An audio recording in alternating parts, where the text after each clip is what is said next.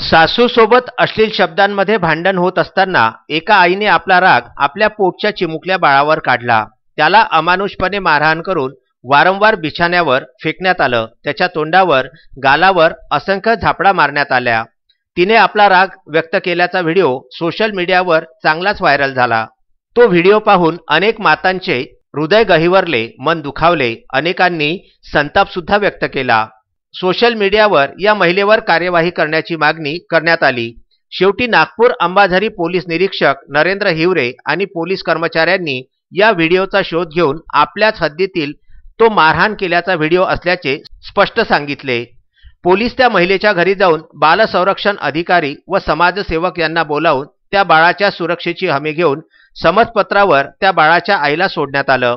आता या महिलेला तिच्या नातेवाईकांच्या उपस्थितीत मंगळवारी बाल संरक्षण समिती यांच्यासमोर त्या महिलेची पेशी होणार आहे।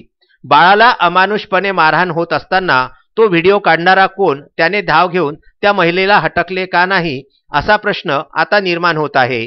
Vidarbha news bureau, Nagpur.